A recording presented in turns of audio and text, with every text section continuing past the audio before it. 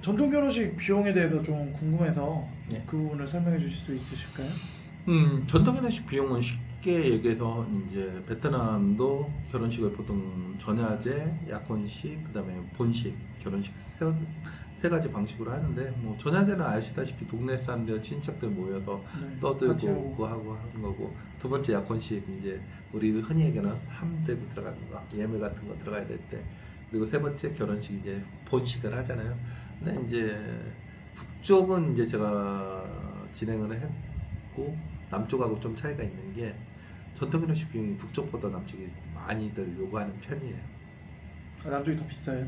예. 아, 북쪽은 업체들이 거의 돈 들어가는 거로 제대로 하면 그냥 평균적으로는 북쪽이 더 비쌀 수는 있어요. 네. 근데 이제 국제결혼 업체가 끼고 하는 얘기로 하게 되면 남쪽이 더 많이 들어가요. 그럼 대략 평균적인 비용을 북쪽과 남쪽을 알 수 저희 있어요? 업체 같은 경우 거의 4,000불이고요. 남쪽이? 남쪽은, 그리고 북쪽은 보통 예전에 3,000불. 그리고 북쪽은 부모님들이 매칭되기가 힘들어서 그렇지, 매칭되고 나면 부모님들하고 얘기하면 웬만하면 그 돈을 갖고 자기네 축의금 받는 거하고 해서 결혼할 수 있으시면 그렇게 뭐 돈에 대해서 그래서 예민하지는 요구하지 않아요. 않아요. 그리고 결혼식에 이제 우리가 흔히 보이는 금 3종 세트 같은 거 막 하고 더덕더덕 하는 거는 네네네. 거의 남부 쪽이지, 북부 쪽은 이렇게 3종 세트 해도 그것도 빌려서 하는 경우도 많고, 그러다 보니까 이제 그런 부분에서 차이가 나고, 아무래도 경제적 이제 뭐 북쪽이 잘 산다 남쪽이 잘 산다는 게 아니라 평균적으로 봤을 때 북쪽이 잘 사는 건 사실이거든요. 그러다 보니까 남쪽보다는 그런 부분에서 예민하지는 않아요. 그리고 남쪽에선 최근에 이제 대두되는 문제가 뭐냐면 대만 친구들 이제, 그리고 우리 한국에 나이 드신 분들, 그리고 대만에 나이 드신 분들, 중국에 나이 드신 분들이 와가지고 한번 이제 미꾸라지처럼 분탕질을 한번 해요. 왜 그러면 뭐 3억 동을 주고 4억 동을 주고 막 뭐 몇천만 원씩 금을 때려 박아가지고 티투에 올라오잖아요. 그러면 이거를 또 확대 재생산이 되다 보니까 국제결혼을 하면 이렇게 받을 수 있다 생각을 하니까, 이게 이제 국제결혼 잘 모르는 애들 여성분들 같은 경우 오면은 뭐 처음에 저희 최근에 맞선 보면서 뭐 4억 동 날렸던 친구도 있고.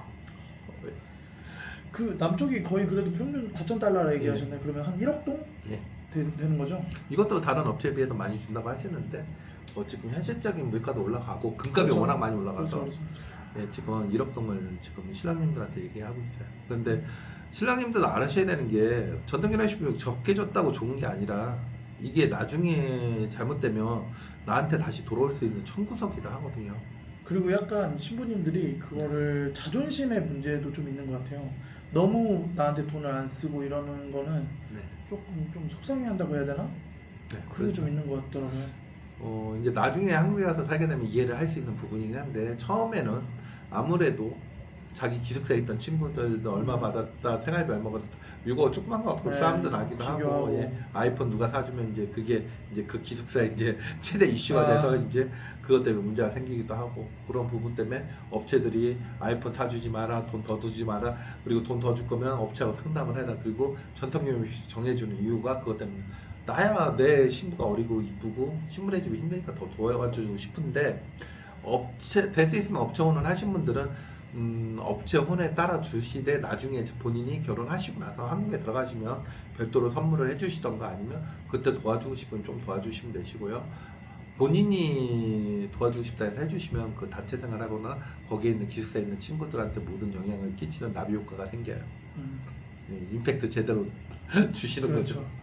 전통 결혼식비 4,000불이라 해서 그게 뭐 저희 업체가 무조건 평균적으로 진행되는 비용은 아니고요. 이 비용 중에서도 좀 차이가 있는 게 신부의 스펙에 따라서 비용이 되게 많아질 수도 있어요. 아, 예를 들어서 뭐 신부가 좀 좋은 명문대를 나오고 예, 좋은 회사를 좋은 회사를 다닌 신부였다면 예, 더 올라간다는 거죠? 예, 누가 봐도 그렇게 하면 저희가 더 주겠다는 얘기는 아니고 신부 쪽에서 미리 얘기하고 그 부분에 대해서 매칭을 하게 되면 이 신부는 얼마를 얘기하고 있습니다라고 미리 얘기하고 그걸 수긍하실 수 있으면 결혼을 하시는 거고, 그게 안 되면 못 하는 건데, 이거는 반대로 생각하시면 저희가 뭐 VIP라는 상품을 만들어서 파는 거면 상관이 없는데 일반 진행하고 똑같아요. 그런데 깨지면 신랑님도 돈도 많이 쓰고 업체도 받는 타격이 커요. 이거는 좀 이해를 해 주셔야 되는 게, 저희가 그 돈에 대해서 받는 게 하나도 없어요. 저희는 모든 본거래는 신부 통장에다 직접 다이렉트로 출하하거든요. 중간에 뭐 이렇게 예. 하는 경우 전혀. 저희 계좌에 뭐 보여드릴 수 있는데 저희가 신부한테 주는 돈은 있어도 받는 돈은 없어요. 그러니까 연애 결혼하신 분들한테 꼭 해주고 싶은 이 영상 에서 업체 뭐 전통결혼식 비용을 하고 싶은 얘기 아니라 연애 결혼을 하시는 분들한테 해주고 싶어서 그래요. 오히려 제가 본 댓글 중에는 그 연애 결혼을 하신 분들이 그 리미트가 없어가지고 예. 전통 결혼이 오히려 업체에 막 두세 배 나오는 경우가 있더라고요. 예. 그래서 와 이게 기본적으로 연애 결혼하신 분들은 2억 동 정도는 생각하고 가셔야 되지 않을까 예. 생각해요. 그, 왜 그러냐면 컨트롤이 안 된다고 하더라고요.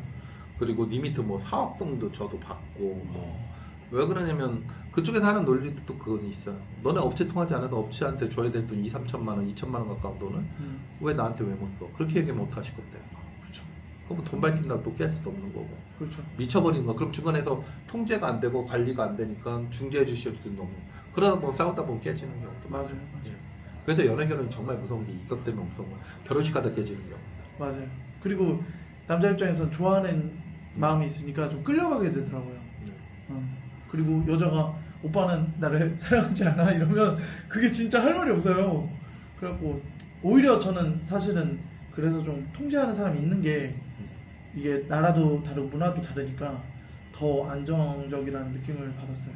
그래서 이 부분을 얘기하고 싶었던 게 연애 결혼 하시는 분들 결혼식 하기 전에 미리 사전에 연애 좀 하다 보면 미리 여성분한테 의견을 물어보고 그때부터 이러이러해서 한국은 중국이나 대만처럼 뭐 베트남처럼 결혼을 화려하게 하지 않아서 결혼식 비용이 많이 돈을 쓰지 않는다는 걸 좀 이해를 시키고 근데 내가 너를 위해서면 네가 원하는 건 어느 정도 해줄 수 있다 그런 식으로 조율을 하셔 놓는 게 낫지 나중에 대해서 청구서 받아놓고 나중에 거기서 인상 찍으려면요 깨자는 얘기밖에 안 되는 그렇죠. 거예요. 예. 돈 쓰고 그냥 깨고 예. 그냥 예. 시간 날리고. 예.